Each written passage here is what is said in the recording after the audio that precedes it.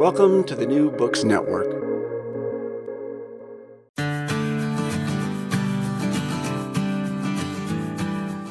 Hello and welcome to Madison's Notes, the official podcast of Princeton University's James Madison program in American Ideals and Institutions. I'm your host, Annika Nordquist. You might be wondering, why is this episode dropping early? Well, that is because we are officially moving to publishing once a week. Why? Because we have a lot of really great guests coming up. Can't have them wait any longer, so I'm really excited to start publishing more regularly and just keep on bringing to you guys a really great variety of different scholars on different topics. And we're starting off really strong here with Dr. Niall Ferguson, who really needs no introduction, though I'm going to introduce him anyway. And he's going to be finally finishing up our series on freedom of speech. Dr. Ferguson is the Milbank Family Senior Fellow at the Hoover Institution and a Senior Faculty Fellow of the Belfer Center for Science and International Affairs at Harvard. He's the author of a full 16 books, and a good smattering of them do come up in this conversation. Most recently, Doom, The Politics of Catastrophe. Amid his many other projects, he's also one of the founders of the University of Austin, which is an experimental new university in Austin, Texas, with a really good focus on free speech. So that's going to be a pretty major piece of this conversation. So, with no further ado, the esteemed Niall Ferguson. Dr. Ferguson, welcome to the show. We're so grateful to have you on. It's great to be on, Annika. Please call me Neil. So to kick us off, I said that we were going to have this conversation about education. You just wrote a book about Doom, and you just gave a lecture, which is on our website, which I had the pleasure of being the audience for, about the death, or maybe impending death, we don't know, of liberal democracy. And it seems to me that historically you could probably make an argument that these are related. So I'm wondering if you could kick us off by talking a little bit about how you see kind of the state of education and academia as playing into the potential for either the death of democracy or doom in some way of our country. Well, Annika, those are two quite large questions. Let me start with the politics of catastrophe. Yeah. The book Doom was inspired by the pandemic, but it's not a book about the pandemic. It's a book about disasters in history of all shapes and sizes. And a key argument of the book is that there's a false dichotomy between natural and man-made disasters. In reality, just about every disaster, whatever its origins, causes excess mortality as a consequence of the way it's mismanaged. And that's true of volcanic eruptions. It's true of pandemics. It's true of everything. And a key point that the book makes is that while one might worry about a variety of possible disasters, and people love to worry about climate change these days, the experience of the 20th century is that few things are remotely as disastrous as totalitarian governments, because governments such as those of Stalin, Hitler and Mao killed tens of millions of people, prematurely ending the lives of just an unfathomably large number of people, often cruelly and violently. And so a very major preoccupation of mine is that we should try our best to avoid giving the opportunity once again to totalitarian regimes to commit mass murder. So if one looks at the world today, it is very clear that there is something of an alliance forming between totalitarian regimes of various stamps, of which the most powerful by far is the regime of the Chinese Communist Party, the People's Republic of China. That poses a major strategic threat to the United States. And if you think of it as being allied to Imperial Russia, which is really what Putin is running, and theocratic Iran and North Korea, that's quite an axis of ill will that we're up against. in order to prevent that axis of ill will causing catastrophic events in the 21st century, we really need to be ready to fight and win a second Cold War. I hope we won't have to fight and win World War III, but Cold War II is already underway. If we allow our educational institutions to become so corrupted that they no longer instill a love of liberty, but in fact achieve the opposite, instill a contempt for the United States, then we shouldn't be too surprised if we lose Cold War II. So that's the connection from catastrophe of the sort that I can very easily imagine happening, and the decay of our educational institutions, which I think means that the American elite is much less well prepared for a Cold War than its predecessor back in the 1950s. So I promise to be more or less chronological here, but with the Cold War connection, I can't resist. I mean, I think Americans think of the Cold War as being kind of an economic conflict in a lot of ways. And it's sort of frightening because a lot of the very same ideologies that we were fighting against in the Cold War are very much enjoying a second life right now. I mean, from your perspective, is the ideological portion of that, how is that being reincarnated in the present Cold War? People sometimes make the mistake of thinking that the rivalry between the United States and the People's Republic of China is not ideological. Yeah. And I'm often told, no, because the Soviet Union was very ideological, but the People's Republic of China is not. And it's really, in fact, a capitalist system, and therefore the competition is really just an economic or technological one. This is quite wrong. In truth, one of the features of Xi Jinping's rule is that he has revived Marxism-Leninism as an integral part of the regime's ideology. It's bound up with other things in so-called Xi Jinping thought. But Xi Jinping thought is explicitly hostile to democracy, to the rule of law, to notions of self-determination. And that's why once Xi Jinping had established his dominance in Chinese politics, there was an all-out purge of Western ideas at Chinese universities. And I observed how this worked because I was a visiting professor at Tsinghua in Beijing for 5 years. And over that 5-year period, as he consolidated his grip on power, the culture, the atmosphere at the university changed decisively from a relatively open one at the beginning to one in which there was censorship and self-censorship all around.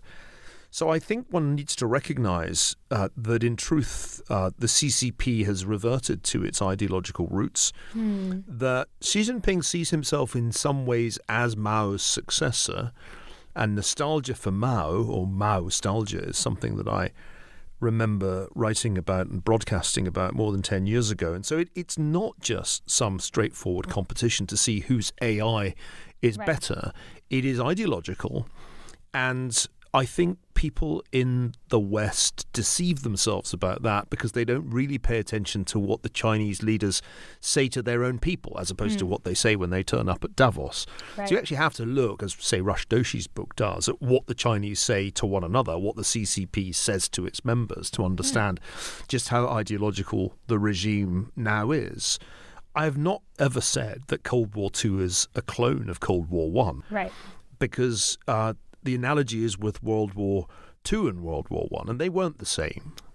But they're similar enough for it to make sense to have that nomenclature and to number them. And I think Cold War II will be enough like Cold War I for it to make sense to use that language and to recognize that we had an interwar period which ran from about 1991 when the Soviet Union fell apart to somewhere around, I think, 2017 or 2018 when it began to be clear that a new Cold War was beginning and China was taking the place of the Soviet Union.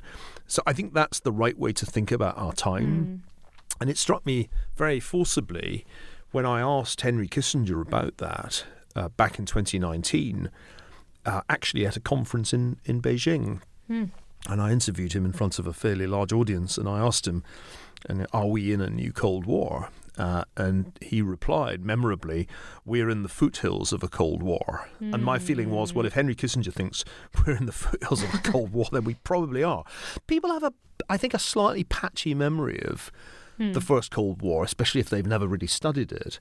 And they forget that over 4 decades or so, the Cold War between the United States and the Soviet Union was ideological, but it was also technological. It was also geopolitical. At some level, it was a fairly classic contest between two rival empires, and it was often a hot war. It manifested itself in multiple hot wars, whether in Korea or Vietnam, in which the superpowers were either directly or indirectly involved.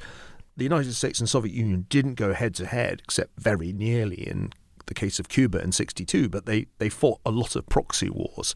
And that's important to bear in mind because we have already got that kind of a war going on now in Ukraine. And that's very clearly a war that needs to be understood in a Cold War context, because Ukraine would not be still in the war without the US and European support. And Russia wouldn't still be in the war without Chinese support. So I think you should think of it as a bit like the Korean War that broke out in 1950, the first hot war of Cold War II. I'm very interested, when you talk about China purging Western ideas, at the risk of stating something really, really obvious, Marx is a Westerner, and the Chinese, when the Cultural Revolution happened, purged a lot of their own Eastern culture. So it seems to me like, at a minimum, they're being selective about which Western things they want to keep and which things they want to discourage. In your kind of experience, what are some of the things about the West that they think are dangerous, that they don't want, and what are some of the things that they're keeping and emphasizing? Well, Xi Jinping's quite explicit about that. Right. Democracy, multi-party democracy is out. The Chinese claim that they have democracy because they have these elections within the CCP at the local level, but it's a sort of charade because it's a one-party system. Rule of law. Rule of law is a very, very dangerous concept because it might imply that the party, that everybody, including Xi Jinping, were under the law, but that's not the case. What China has is rule by law, and the party is effectively above that. So those are two key ideas. The Chinese are also very wary of ideas of self-determination, color revolutions. After all, they're extremely hostile to minority populations within their own empire, particularly the Uyghurs in Xinjiang. So there are a bunch of very classic Western notions that are now clearly anathema in China. And I think the things that they want are to have the benefits of a market economy without its foundations in representative government and the protection of property rights. You can't really have a free market if property rights are contingent on a party that's above the law. So that's why the Chinese economy is falling apart, which it gradually is, because they ran the following experiment. This is something I wrote about in a book called Civilization that was published more than a decade ago. And in Civilization, I argued the reason for Western ascendancy after about 1500 or 1600 is that certain ideas evolve in the West that really didn't exist anywhere else. And there were 6 so-called, I called them killer applications, because I thought it might engage the interest of my students. So the killer apps of Western civilization were 6. The first one was just the notion that competition was legitimate. And, in economic and in political life, it was okay to have competition and multiple power centers. The second idea was just a scientific revolution as a way of engaging with nature, and that too originated in the West before it really took root anywhere else. And then there were other things, the rule of law based on private property rights. The idea of modern medicine, which is really quite a late development, comes quite a way after the scientific revolution. And then 2 other things, the work ethic and the consumer society. And you can't really have an industrial revolution, which happened in the West first, without those things. So the experiment in China was to see if you could have some, but not all of the 6. You could get the scientific revolution, you could have a work ethic, and they do have a work ethic, no question, and you could have a consumer society, but you were going to dispense with competition, and you were going to dispense with the rule of law based on private property rights. And that's what the experiment consists of. And it turns out, and I didn't know at the time I wrote the book what the result would be, but my hypothesis was this won't work. This can't be sustainable, because if you try to have the benefits of the Western system, but you're kind of downloading not the whole operating system, but just part of it, it won't work. And it isn't working. And you can see that it's not working by the demographics, the collapsing population, fertility far beyond below the replacement rate.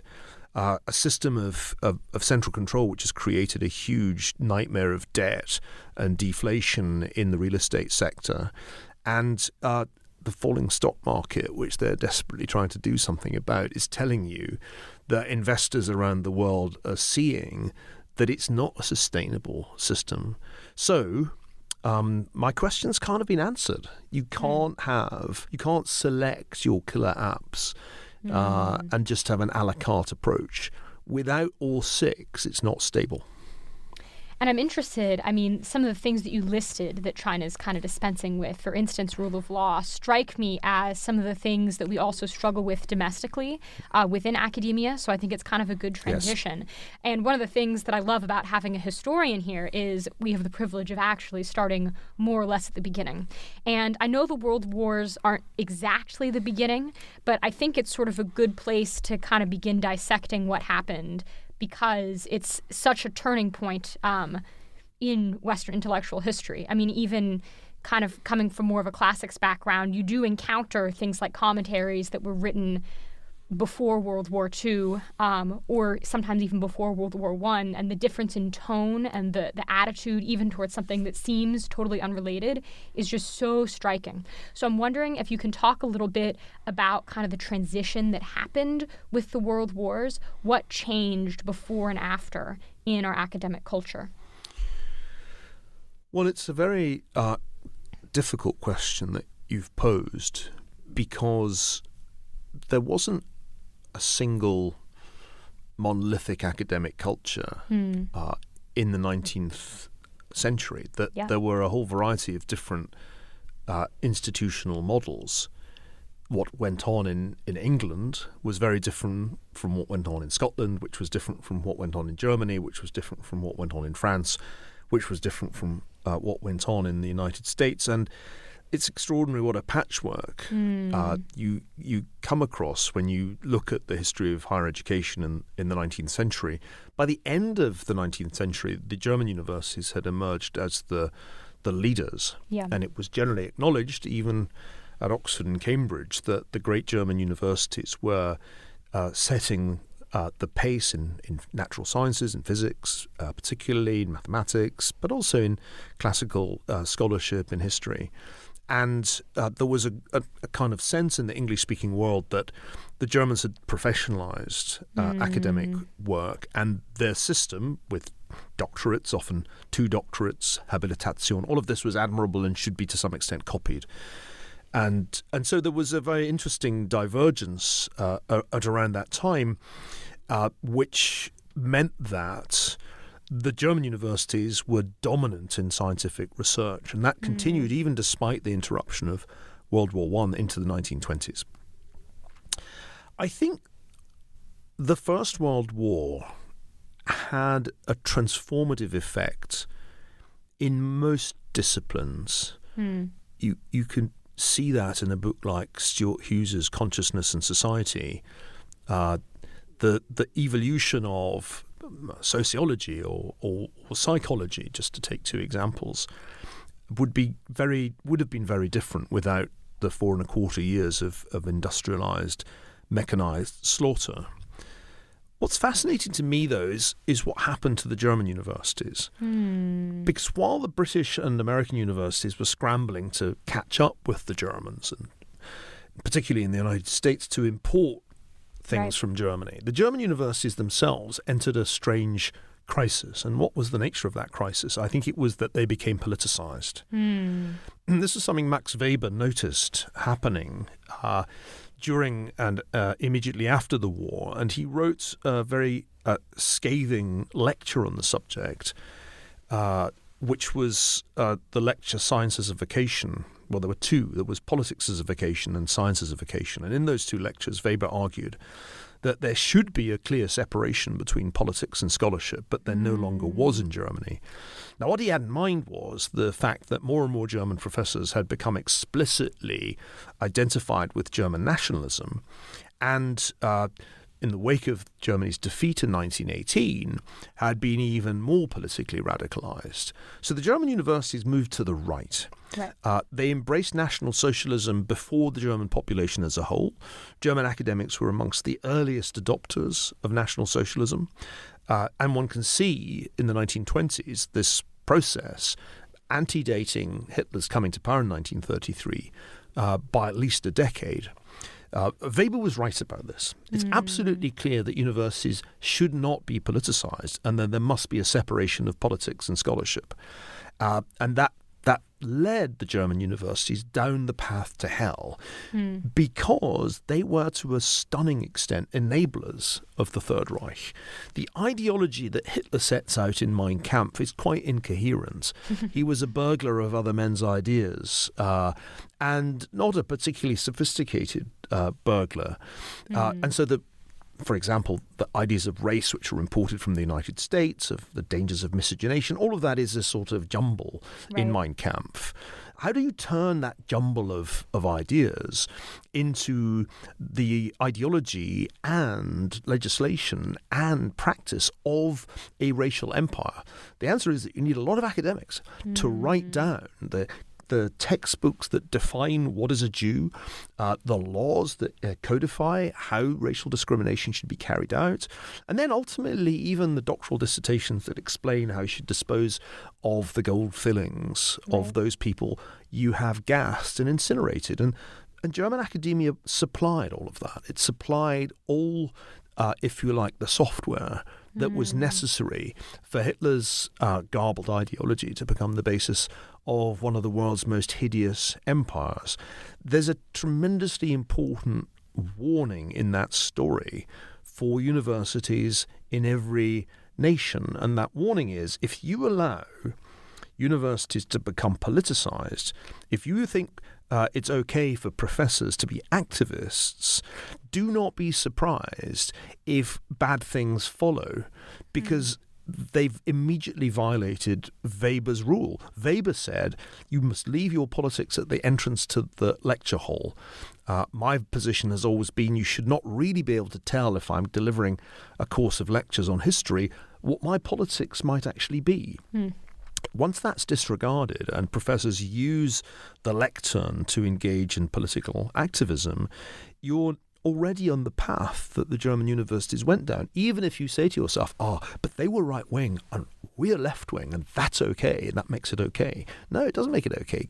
And you may well surprise yourself by how quickly you arrive at anti-Semitism. See events of October the 7th, 2023 and subsequently on the major US campuses.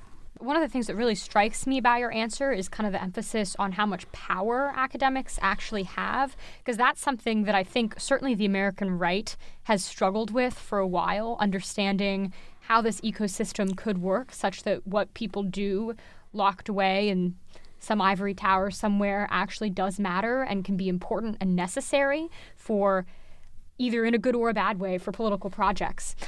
So can you talk a little bit about that ecosystem? I mean, there's some people who take the approach of we need to therefore neutralize the universities somehow, just kind of toss them out the door. Some people who take the approach of more build something alternate. Some people who take the approach of work from within. How do you think about how to deal with the power that academics have that you've described?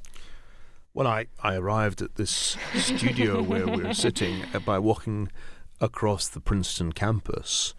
And I was reminded once again of what a strange thing the American university has become. A cloistered a community cut off really from the real world. physically as well as institutionally, with an opportunity to shape the minds of thousands of young people over periods of 4 years or longer if they do more than an undergraduate degree. And these are powerful institutions. That the image of an ivory tower is misleading because really they're much more like camps where for an extended period of quite pleasant internment, young people have their minds substantially altered. We know that they're altered because we can measure the change in people's attitudes before they go to university and after. And in the United States, universities are really quite effective at shifting young people to the left on a range of issues. And surveys by Heterodox Academy, for example, or by FIRE, show that people are aware that they're having their attitudes changed when they go to university. And I think it's indeed a powerful position that a professor occupies, even if it's only for a couple of hours a week. You are in a position of authority. Not only do the students have to listen to you, but they must be aware that when they write their papers, midterms and finals, the professor will decide on the grade. And it's readily acknowledged by students that if you want to get that cherished A, you mustn't dissent too far from the professorial view. So this is a very unhealthy state of affairs, but it's the reality of the American university. Students watch what they say. We know that about 59 or 60% of students self-censor in class, and they do it not just to avoid saying things that the professor might be offended by, but more to avoid saying things that their classmates might be offended by. So the culture has become an extraordinarily suffocating one. This happened quite quickly. It was not like that when I first taught in the United States. But in the last 10 years, we've gone from free exchanges in classrooms to walking on eggshells and self-censoring. What does one do about this? That is the big question. It can't be good for a free society to have less free speech at its universities than anywhere else. It can't be good for a free society to have its academic elites educated at institutions with a culture of self-censorship and indeed indoctrination. But I have yet to hear a plausible account of how you transform the established universities back to what they were, which I think they were 20 years ago, places where a fairly free exchange of ideas was possible, even if the majority of faculty leant to the left. I don't know how you do that. I don't know how you change Harvard back to the way it was when so many of the tenured professors seem entirely committed to a politics of progressivism, and when the institution itself has mandated the pursuit of quote-unquote diversity, equity and inclusion as objectives. I just don't know how you can fix that, because once you've hired a bunch of people and given them tenure who don't accept Weber's distinction between politics and scholarship, it's very hard to undo that. And that's why I've been persuaded for the last 3 years that we need new universities. We need to start over, because I don't think you can fix the established ones. Much as I, loved them once. I mean, I did love the established universities. I was in love with Harvard for a while and thought I would spend my career there. But it came to me gradually over 12 years that there was something rotten in the state of Harvard and Yale, and I'm afraid Princeton, and all the universities. It began to become clear to me that they all had very similar problems that would be extremely hard to fix. So no, I think the only solution under the circumstances is to start over and build some new institutions, and hope that if a new institution such as the University of Austin can model academic freedom and can model meritocracy, it will start to attract the kind of students and the kind of professors that believe in those things and crave those things. And as soon as we can do that, then I think the entire landscape changes, because suddenly there'll be an alternative model. And I think that alternative model will be very quickly a powerful magnet for talent. And once you take talent and give it freedom, then the innovation soon follows. I mean, I was kind of struck by how you described how quickly things went downhill. And it seems to me that the biggest challenge in starting a new project is pinpointing exactly what went wrong so that the same sort of rapid deterioration doesn't occur again. Can you, I guess, kind of in your analysis, as you've been involved with University of Austin, what is kind of the piece of the puzzle that's been missing for these other universities that's caused them to go so deeply downhill? And I mean, the rapidity kind of frightens me a little bit. Do you think that is because everything had sort of been in place for a while and then someone, knocked over the first domino or pulled out the Jenga piece, so to speak? Or is it something that would actually be much more difficult to prevent? Well, I've thought a lot about that, and I've tried to think about it as an historian. If you look at the history of U.S. universities, there's quite a variance in institutional design. Some are quite decentralized, Harvard, and some are quite centralized, Duke. Some had their origins in one religious tradition and some in another. And yet, despite their very different points of origin, they all seem to have arrived at a somewhat similar place.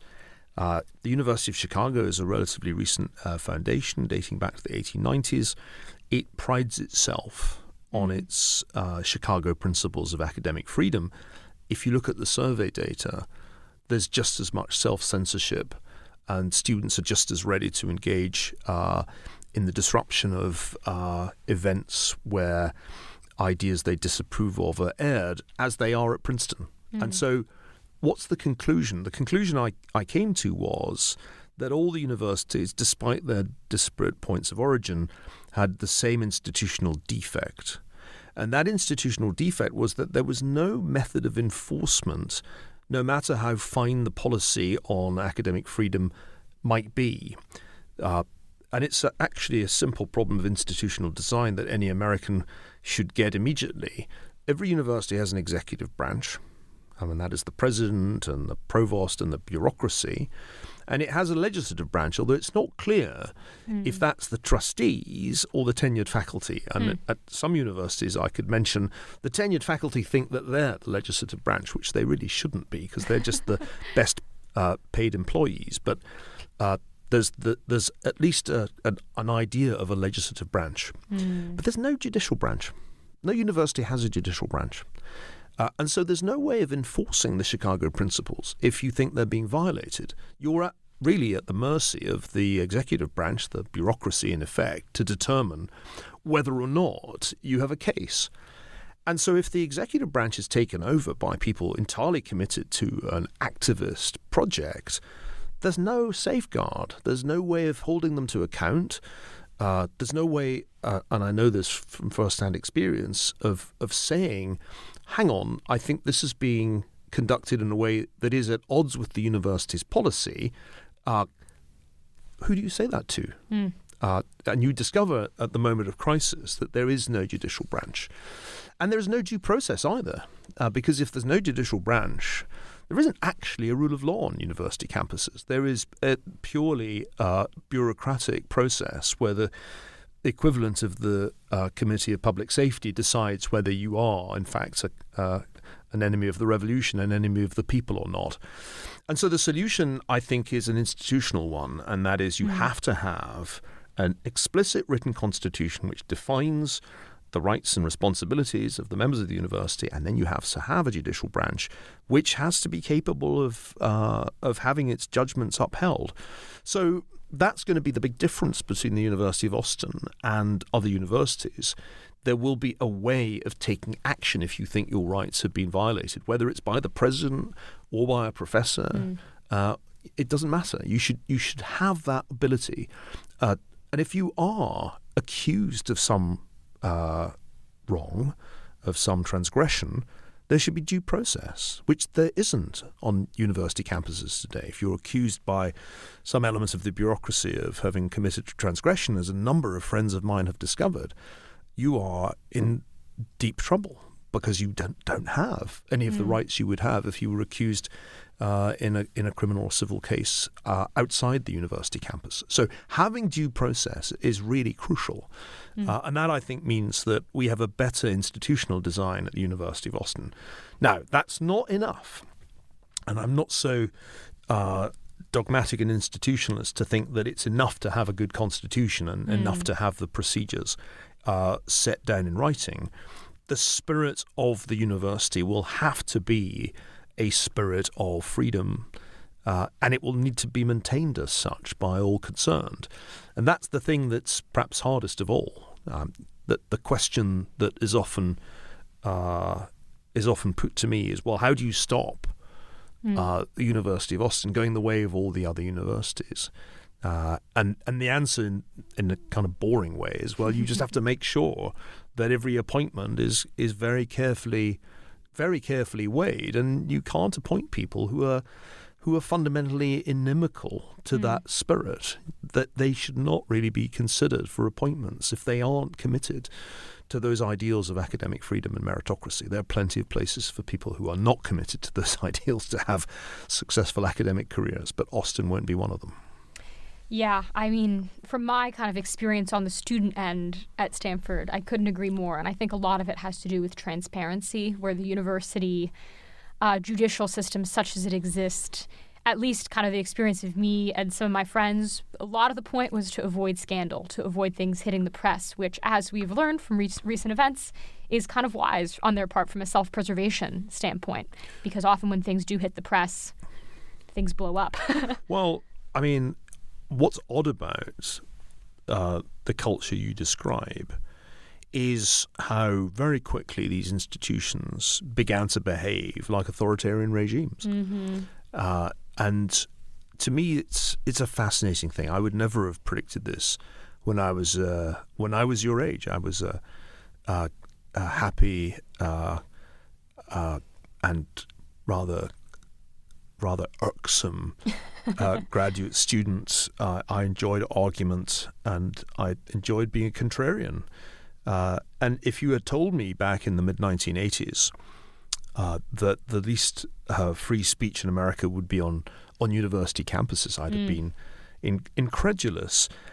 And when I realized what was going on around me at Harvard and Stanford, it was uncanny because it reminded me of something that I knew very well. And that was the behavior of people in communist regimes. I knew that well from being in East Germany and catching the tail end of the Soviet Union. Now, in those regimes, nobody tells the truth. In those regimes, nobody is sure who is going to inform on whom. In those regimes, freedom of the press is, of course, out of the question. In those regimes, it's routine to write letters of denunciation to the authorities. In those regimes, it's common for people to be cancelled, to disappear, even to be airbrushed out of the photographs. And so to my amazement, I realized that people around me were behaving exactly as if they were in the German Democratic Republic of the early 1980s, despite the fact that they lived in a clearly free society. Now, this is the thing that was really new to me. When I was a graduate student, I used to spend time with Norman Stone, a great historian of Central and Eastern Europe. And I think Norman had me believing that those pathologies, those odious kinds of behavior, only went on when an undemocratic dictatorial regime facilitated them. The idea that people would choose in a free society to behave that way, that students would write anonymous or secret letters of denunciation about their colleagues or about their professors, that they would do that in a free society, I never saw that coming. I never thought that people would choose to behave that way. And this totalitarianism light, this sort of voluntary campus totalitarianism, has been one of the great surprises of my life. I really didn't see that coming. And I never cease to marvel at the kind of ignorance of history that must be necessary for people to behave that way and not feel shame. How does one not feel shame as one writes the letter of denunciation? I don't know. To me, it would just be a morally disgusting thing to do. I'd immediately think of, I don't know, Darkness at Noon. I'd immediately think of Stalin's Soviet Union. But the impulse to behave that way must be much stronger than I had understood, that it could be possible in a free society. I mean, it makes me think again of the discussion we were just having about the world wars and your excellent piece, The Treason of the Intellectuals, because it seems like a lot of this kind of behavior is done pretty much explicitly in the name of not repeating the mistakes of World War II. And yet, as you observe in a strange way, in the attempt not to do that, people have started to emulate a lot of the activity. I mean, how do you... Can you help me make sense of how both of those things could be true? Are people just sort of not reading the history correctly? But why is it that people are so quick to bring in the example of World War II and yet don't really understand what happened very well? I'm not sure that we're teaching it or have taught it very successfully.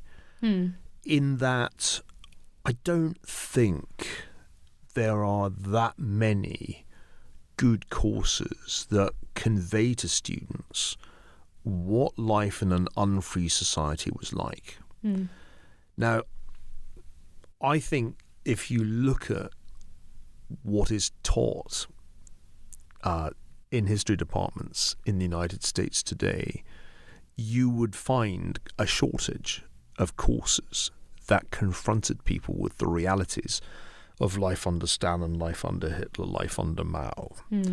But you'd find a plethora of courses of the Fanon Said variety on settler colonialism and the wickedness of empire. So the shift in the content of historical teaching is part of what's going on here. And it's the only way I can make sense of the phenomenon you describe, where people claim to be acting to avert some authoritarian outcome and yet behave in entirely authoritarian ways. This disconnect's only possible if you haven't understood how Hitler came to power, if you haven't understood how Stalin ruled the Soviet Union, if you haven't understood what the Cultural Revolution really signified. So I think, as an historian of the 20th century, I think we historians of that period did a bad job of conveying the key lessons of 20th century history. And we allowed the initiative to be taken by a school of historiography of which I have the lowest opinion. And that school of historiography essentially engages in the systematic condescension towards the people of the past.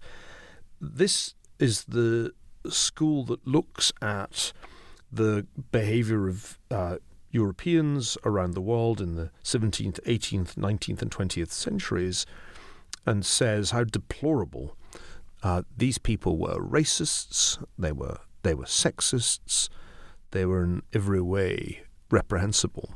Now, this is to judge the past by the yardsticks of our time, which is the very opposite of what one should do. The real objective of historical scholarship is an understanding of the past's mode of thinking, which is very different from our own. One has to make the mental leap to the mental world of the 18th or 19th century, and to set out on that journey, not with the view to judging and disparaging, but with a view to understanding. So at some point, I think history failed, and it's measurable. I remember sitting down some years ago now and just looking at the content of courses that were offered at Harvard and Stanford and comparing what was in the course book in the 1960s, the range of subjects that were available to students then, and comparing those books with today's, and there were all these huge omissions. There were things just missing. But I think that can only be part of the story, and I don't want to give too much importance to history departments. There must be some broader collective failure to process the history of the 20th century and draw the right conclusions from it. And I think that must lie beyond the confines of the university and must lie in the realm of popular culture. At some point, we stopped understanding, maybe because we talked about it too much and read about it too little, what really happened in the period of particularly the 1930s and 1940s. And so I think, from a pedagogy perspective, I found it very interesting when I looked at UATX's website. The undergraduate course of study that you've put forth is extremely structured. Very much the opposite of what I experienced at Stanford, for example, which was basically as a la carte as physically possible. Yeah. They're like afraid of telling you what to do. I do think, there's probably an argument for having a more kind of student-driven type of curriculum. But I don't know, in my opinion, definitely fear of telling people what to do is a part of it, at least for the university that I attended. I don't know if that's true broadly. And so I guess from your standpoint, looking at those failures as a historian, why does UATX have such a structured kind of curriculum put forward? How do you think history education can improve and should be done differently for undergraduates? Well, I went through a fairly structured undergraduate education at Oxford. The 3-year program didn't give you much choice until the last year or so, when you had to select further and special subjects. And otherwise, it was a sort of boot camp of English and European history. Now, that was too narrow in many respects, but it meant that there was a certain common body of things we studied. And I think my sense is that as we design the curriculum for the University of Austin, we want to achieve two things. One is to be interdisciplinary and not to allow departmental silos to form. Instead of having departments, we have centers. The center I'm going to be most involved with is a center for economics, politics, and history. And our goal there is to give people a grounding in those disciplines with a little bit of law thrown in too. If one's trying to give a young person, perhaps also an old person, I don't see why university should be confined to the young, a sense of what the foundations are, then there are certain things that I think it's important to read. There is a kind of hierarchy of reading priorities. There are crucial works, for example, I'll just give one example of political philosophy, which I think one is poorly educated if one hasn't read. And whether it's Plato or Machiavelli or Tocqueville, there is clearly going to be a role for what is sometimes called the great books approach.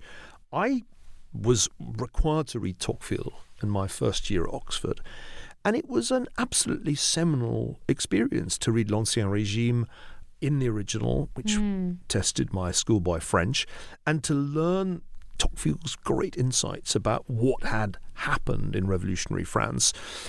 When you read that book in conjunction with Democracy in America, you have a fantastic idea of why certain democratic projects failed, like France's after the revolution, and certain democratic projects succeeded, like that of the United States. So I think that we should be unabashed about getting students to do those required essential readings, and to ensure that there is, particularly by the end of year 2, a really solid foundation in economics, politics, history, and law. And the same thing needs to go on as the undergraduates navigate mathematics, as they navigate the STEM subjects more broadly. I think undergraduate programs in universities in the United States have become smorgasbords, and they're gamed. You game the system by taking the papers that you know will get A's, even if you don't particularly respect the content. None of that's going to be possible. And one way of thinking about this is by analogy with military training. If one organized the training of U.S. Special Forces in the same way as we organize the training of our academic elite, it would be absurd. Imagine if you made shooting a rifle optional as opposed to a required curriculum. I think the military has retained the ideal of elitism when it's been cast aside in the academic world. And at the University of Austin, I've said it before and I'll say it again, we want the Navy SEALs of the mind. We want the Green Berets of the academy. And it will be hard. The University of Austin will be harder work than Princeton or Harvard or Yale undergrad programs. I guarantee that. And it will be hard because there will be no shortcuts. There will be no soft options. You won't be able to get around reading, War and Peace. I think everyone should read War and Peace. Yes, it's long. Get over it. Reading fast is a skill. Acquire it. And so I want to be respectful of your time, but I want to end asking a little bit about the future, and especially because I think you and I might have had kind of a shared experience coming from sort of a more stodgy East Coast history-oriented background, moving west. And I, at least, it was definitely a culture shock, the extreme tech optimism that you experienced when you first moved to Silicon Valley. And some of it's, maybe the optimism part isn't coming to fruition, but a lot of kind of their predictions about the future are coming to fruition right now with ChatGPT. And the really rapid progression of AI. And so I kind of wonder, from a historian's standpoint, is that kind of extreme optimism about technology and about the future, is it warranted? And tech people, in my experience, do not care at all about history. I once made a reference to the Aeneid to one of my friends who works at Google, and he asked me if it was a TV show. What about history do they need to know? Why would it be important for them? Aeneid would make quite a good TV show. I know. I'm waiting. Get me Netflix. The culture that I encountered when I moved from Harvard to Stanford in 2016 was amazing because of its unbridled optimism. Yeah. The world is going to be connected and everything will be awesome. That was the message. Yep. And I wrote a book about this called The Square and the Tower, in which I tried to argue that while there were certainly going to be benefits to connecting the world on the internet, there would be costs, just as there were costs to the great breakthrough that the printing press brought to Europe in the late 15th century. And the techno-optimists were missing the shadow side of all technological change.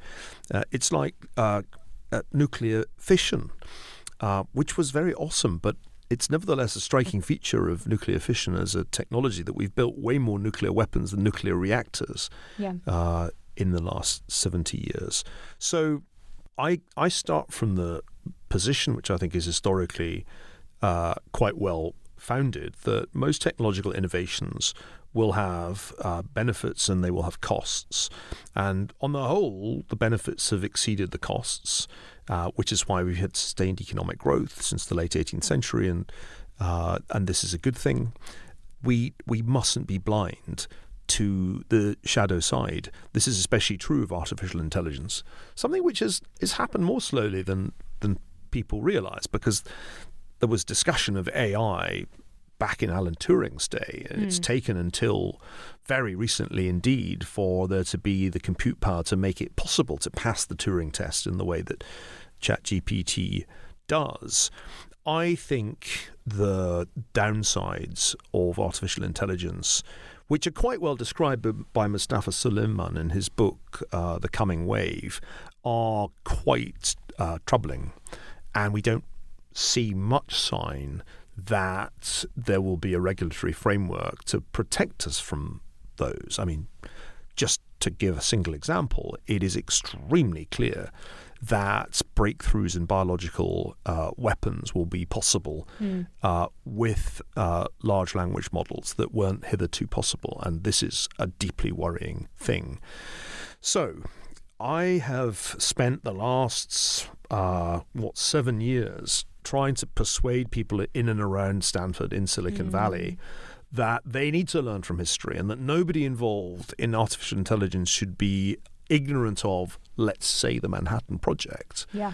Because ultimately, AI will have applications, does have applications in the defense sector, and it's not analogous perfectly with atomic weapons, but it's near enough for you to want to know the dilemmas of Robert Oppenheimer, just to give you one example. So I actually think it's a scandal that people graduate from Stanford and go off to work for Google or Microsoft knowing nothing really about history. Yeah. And I remember trying to persuade Bill Gates of this, saying it can't be good for people to come and work for the company you founded on potentially extraordinarily dangerous technologies with no real knowledge of previous encounters between the worlds of technology and the worlds of power. And I wish we could do something about that.